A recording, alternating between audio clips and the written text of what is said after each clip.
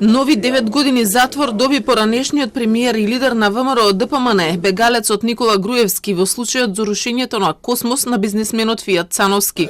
Во истиот случај ТНТ за виновен не прогласи ни екс-министерот за транспорт и врски Милејана Киевски, за кој судијата Огнен Ставре пресуди 3 годишна затворска казна. Исто така виновни се и тогашниот градоначалник на Газибаба, Тони Трајковски, и градежната инспекторка во општината, Елизавета Најдовска, за кој судот пресуди 4 годишна затворска казна. Според пресудата, Никола Груевски и Милејана Киевски во 2012 година, со цел да му се одмаздат на Цановски, ги натерале градоначалникот и инспекторката незаконски да го срушат Космос.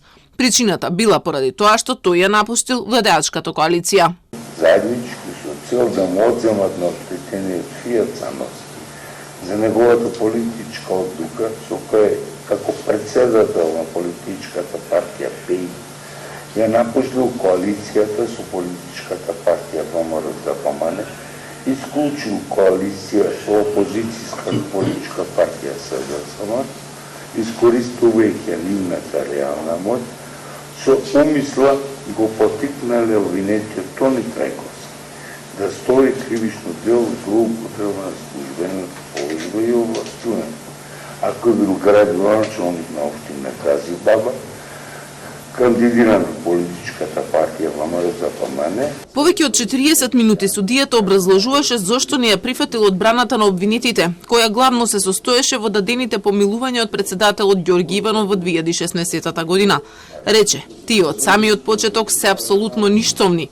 Со оваа пресуда судот ги задолжи и осудените да му ја надоместат и направената штета на Цановски во вредност од повеќе од 10 милиони евра. Цановски пак претходно најави дека ќе бара оштета од државата и од осудените во вредност од 40 милиони евра, колку што пресметале неговите вештачења. Адвокатот на Јана Киевски најави жалба. Со што сметам дека едноставно сакаше да ја тргне одговорноста од државата и да не може да се наплатат овие 10 милиони евра кои се побаруваат, да одат од државата, а де факто државата треба да го сноси овој трошок во секој случај. Се задржа на помилувањата, кои што сметам дека се дискутабилни, затоа што укинување на закон за измена не може да значи дека не обстојува претходната одлука. Она што постоело во законот останува, затоа што законот за измена на таквиот закон е укинат во целост. И со тоа не може да се бара повторно да одлучува за нешто што е во правна сила. Останатите тројца обвинети кои биле членови на Комисијата за јавни набавки се ослободени од вина.